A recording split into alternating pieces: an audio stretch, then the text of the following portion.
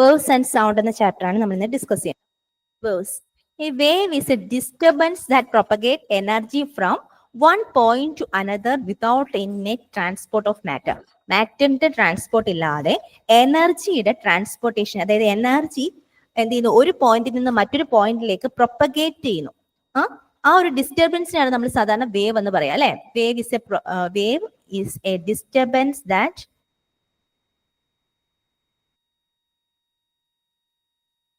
that propagates energy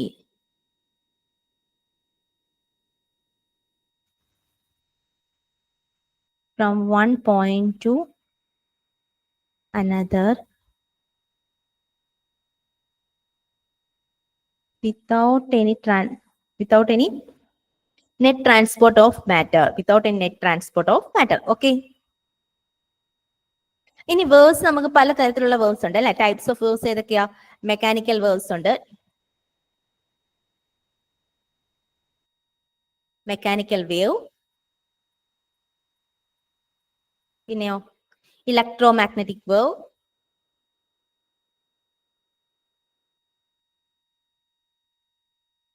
പിന്നെയോ matter waves,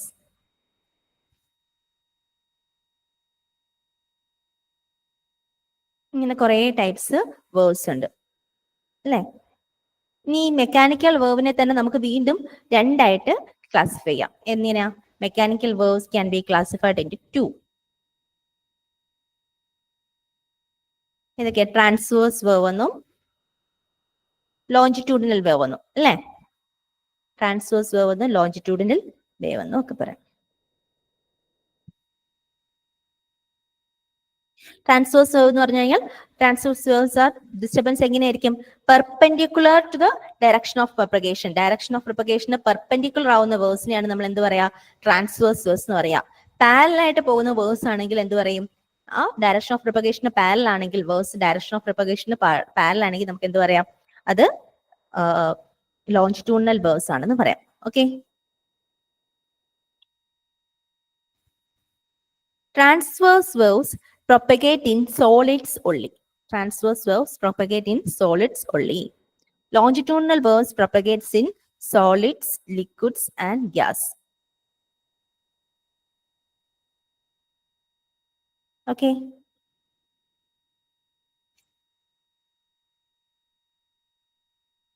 ഈ എനർജിയുടെ മൂവ്മെന്റിനെയാണ് നമ്മൾ എന്ത് പറയാ? വേവ് മോഷൻ എന്ന് പറയുന്നത്. ഓക്കെ.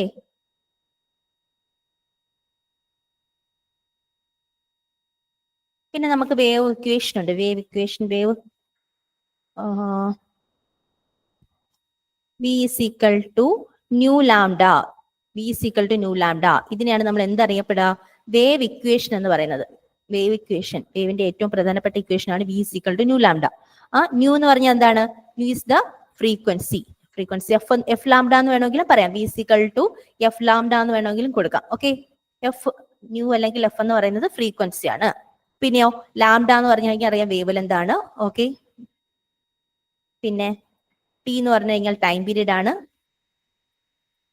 ഇതുമായിട്ട് റിലേറ്റ് ചെയ്ത് നമുക്ക് ഇതിന്റെ ഒന്നും എക്സ്പ്ലനേഷന്റെ ആവശ്യമില്ല. ഇതൊക്കെ നമുക്ക് നല്ല വൃത്തിയായിട്ട് അറിയാവുന്ന കാര്യങ്ങളാണ്. ന്യൂ ഫ്രീക്വൻസി എന്താണെന്ന്, വേവ് ലെങ്ത് എന്താണ്, ടൈം പീരീഡ് ആണ്. Time period.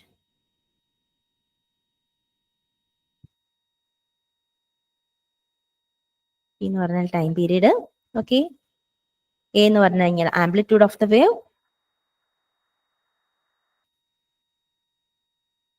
ഫേസ് ഫൈ എന്ന് പറയുന്ന ഫേസിനെ ഡിനോട്ട് ചെയ്യാനായിട്ട് യൂസ് ചെയ്യുന്ന ടേം ആണ്. ഓക്കെ. ഇത്രയും കാര്യങ്ങളാണ് നമ്മൾ. V is the velocity. V എന്ന് പറഞ്ഞു കഴിഞ്ഞാൽ വെലോസിറ്റി ഓഫ് ദ വേവ്. ഇത്രയും കാര്യങ്ങൾ നമുക്ക് അറിയാവുന്ന കാര്യങ്ങൾ. ഇതൊന്നും എക്സ്പ്ലനേഷന്റെ ആവശ്യമില്ല. പക്ഷെ ഈ ഇക്വേഷൻ പ്രധാനപ്പെട്ട ഇക്വേഷൻ ആണ്. V is equal to nu lambda അല്ലെങ്കിൽ v is equal to f lambda.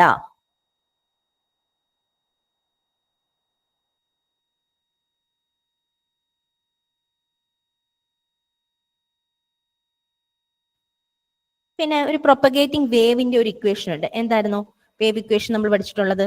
y of x t is equal to a sine k x minus omega t plus phi. ഇതിൽ കെ എന്ന് പറഞ്ഞാൽ എന്താണ്? Wave number. K എന്ന് പറയുന്നത് wave number ആണ്. Okay. Omega എന്ന് പറയുമ്പോൾ ആംഗുലാർ ഫ്രീക്വൻസി ആണ്. Omega is equal to 2π nu, 2π f അല്ലെങ്കിൽ 2π ന്യൂ. ഓക്കെ, ഫൈ എന്ന് പറയുന്നത് ഫേസ് കോൺസ്റ്റന്റ്. ഫൈ ഇവിടെ ഫേസ് കോൺസ്റ്റന്റ് ആണ്. ഓക്കെ, സൗണ്ട് എന്ന് പറഞ്ഞാൽ എന്താണ്? ഒരു ലോഞ്ചിറ്റ്യൂണൽ വേവ് ആണ്. ഓക്കെ, സൗണ്ടിന്റെ വെലോസിറ്റി നമുക്കറിയാം, സോളിഡ്സിലായിരിക്കും സൗണ്ടിന് കൂടുതൽ വെലോസിറ്റി. സോളിഡിലൂടെ ട്രാവൽ ചെയ്യുന്ന സമയത്ത് സൗണ്ടിന് വെലോസിറ്റി കൂടുതലായിരിക്കും ലിക്വിഡിനെ അപേക്ഷിച്ച്. ഓക്കെ, ഏറ്റവും സൗണ്ട് കുറഞ്ഞ വെലോസിറ്റിയിൽ ട്രാവൽ ചെയ്യുന്നത് ഗ്യാസിലൂടെ ആയിരിക്കും. ഓക്കെ ആണേ?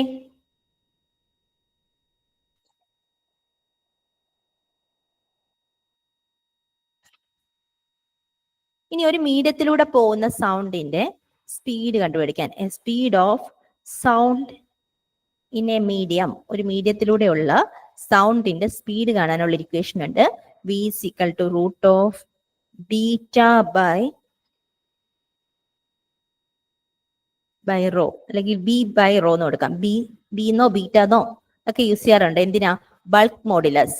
Bulk modulus is the bulk modulus of the medium.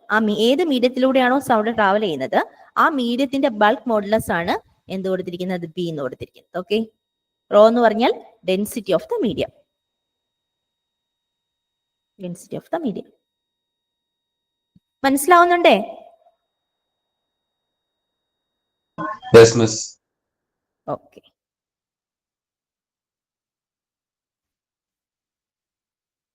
ഇനി speed of a wave, speed of a wave in a string. ഒരു സ്ട്രിങ്ങിലൂടെയുള്ള വേവിന്റെ സ്പീഡ് കാൽക്കുലേറ്റ് ചെയ്യാനുള്ള ഇക്വേഷൻ ആണ് V is equal to root of T by mu. T by mu. T എന്ന് പറഞ്ഞാൽ tension of the spring ആണ്. Tension, T is the tension and mu is the mass per unit length. Mass per unit length. Mass per unit length ആണ് എന്ത്? T mu എന്ന് പറയുന്നത്. Okay, അപ്പൊ V is equal to root of T by mu ആണ്. T is the tension and mu is the mass per unit length. ഇനി നമ്മൾ അതിനകത്ത് പഠിച്ച വേറൊരു ഇമ്പോർട്ടന്റ് പോർഷൻ എന്തായിരുന്നു മക്കളെ? Principle of superposition of words പഠിച്ചു. Principle of superposition of words.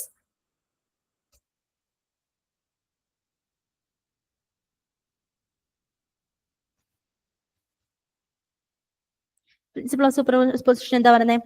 when two or more verbs overlaps, the resultant is the algebraic sum of individual displacement. When two or more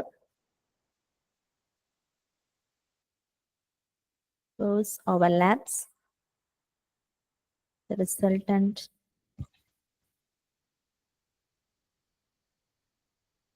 is the algebraic sum of individual displacement.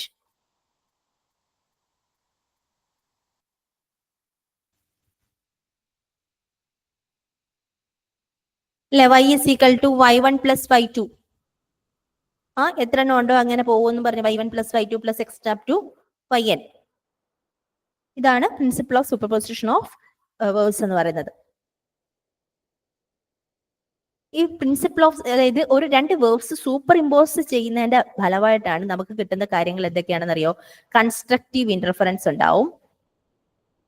അതായത് interference, അതായത് constructive ഇന്റർഫറൻസും ഉണ്ടാവാം, destructive ഇന്റർഫറൻസും ഉണ്ടാവാം. Destructive ഇന്റർഫറൻസും ഉണ്ടാവാം. Interference ആണ്.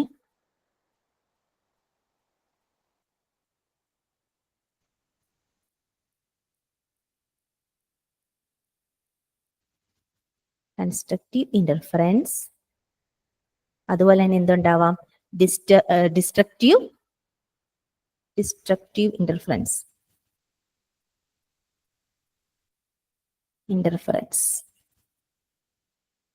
അതുപോലെ തന്നെ standing വേർഡ്സും ഉണ്ടാവാം. Standing words. ഇതിനകത്ത് പ്രോബ്ലംസ് വളരെ കുറവാട്ടോ. തിയറിയാണ് കൂടുതലും ചോദിക്കുന്നത്. പ്രോബ്ലംസ് ഇല്ല എന്ന് തന്നെ പറയാം.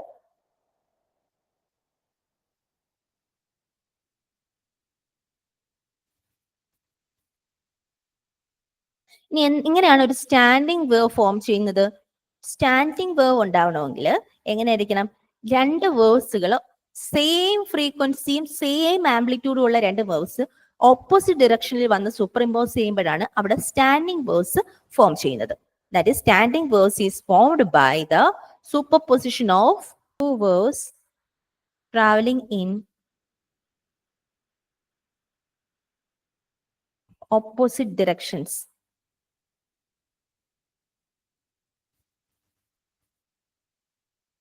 with the same frequency and amplitude.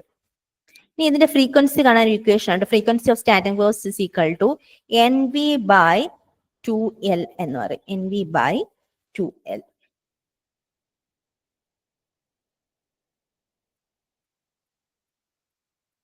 N എന്ന് പറഞ്ഞു കഴിഞ്ഞാൽ harmonic number. N is the harmonic number എന്ന് പറയും.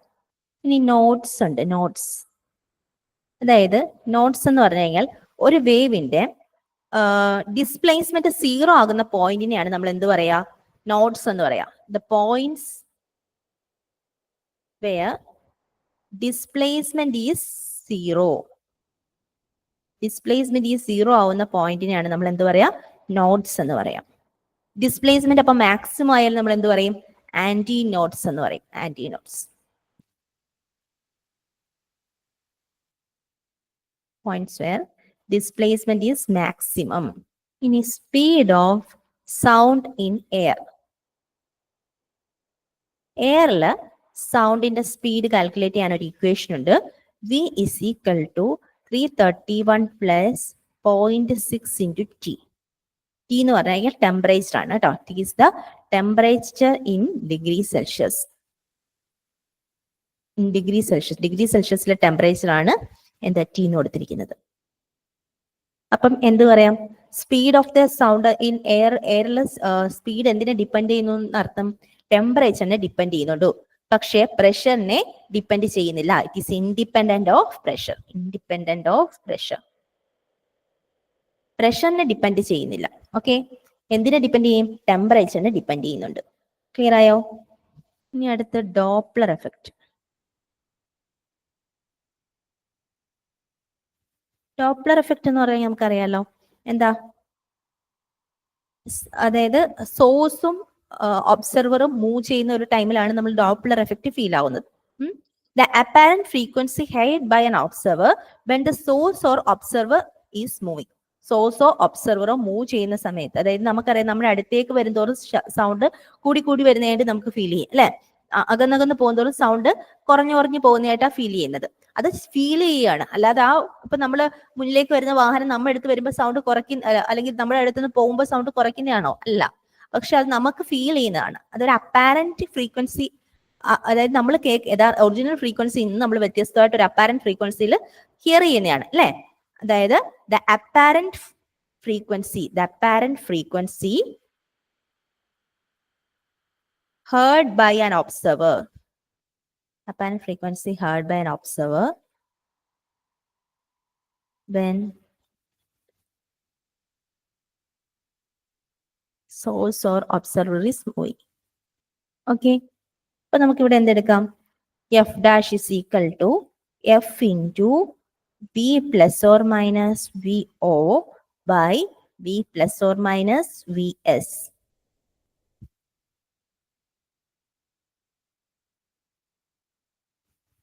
എന്ന് പറഞ്ഞാൽ എന്താണ്? V0 എന്ന് പറഞ്ഞാൽ എന്താണ്? സ്പീഡ് ഓഫ് ദ ഒബ്സർവർ ആണ്. Speed of the observer. P എന്ന് പറഞ്ഞാൽ അവിടുത്തെ ഒറിജിനൽ സ്പീഡ് ആണ്. V0 എന്ന് പറയുമ്പോൾ സ്പീഡ് ഓഫ് ദ ഒബ്സർവർ ആണ്. VS എന്ന് പറഞ്ഞു കഴിഞ്ഞാൽ സ്പീഡ് ഓഫ് ദ സോഴ്സ് ആണ്.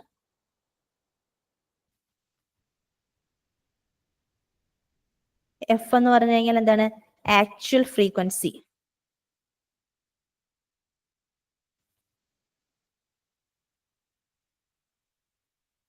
ഓക്കെ ആണേ?